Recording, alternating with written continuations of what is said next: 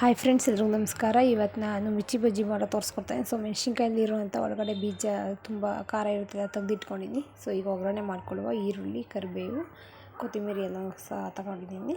So smash ಮಾಡ್ಕೊಂಡಿದ್ದೀನಿ ಆಲೂಗಡ್ಡೆ ಎಲ್ಲ. ಸೇಮ್ ಆಲೂ ಬೋಂಡಾಗೆ ಯಾವ ರೀತಿ ಯೂಸ್ ಮಾಡ್ತಾರೋ ಅದೇ ರೀತಿ ಈಗ ಯೂಸ್ ಮಾಡುವ ನಾವು. ಅಂದರೆ ಫಸ್ಟಿಗೆ ಒಗ್ಗರಣೆ ಮಾಡ್ಕೊಳ್ಳುವ.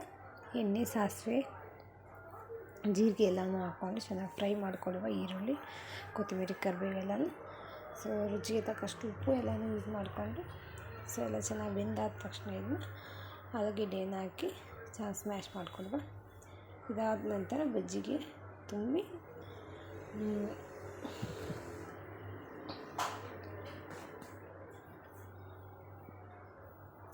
ಸೊ ಬಜ್ಜಿ ಹಸಿಟ್ಟು ಕಲಿಸ್ಕೊಳ್ಳುವ.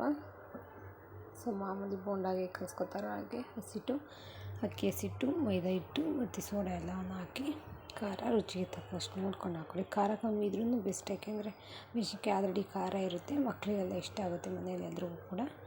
ಸೊ ಡಿಫ್ರೆಂಟಾಗಿ ಟ್ರೈ ಮಾಡಿ. ಸೊ ಈಗೆಲ್ಲ ಆಲೂಗಡ್ಡೆ ತುಂಬಿದ್ದೀವಿ ಬಜ್ಜಿಗೆ. ಸೊ ಈಗ ಒಂದೊಂದಾಗಿ ಹೆಜ್ಜಿ ಎಣ್ಣೆಗೆ ಹಾಕುವ. So please like, share and comment. ಎಲ್ರಿಗೂ ಇಷ್ಟ ಆಗಿದೆ ಅನ್ಕೊಂಡಿದ್ದೆ. ಪ್ಲೀಸ್ ಎಲ್ಲರೂ ಕೂಡ ಸಬ್ಸ್ಕ್ರೈಬ್ ಮಾಡಿ.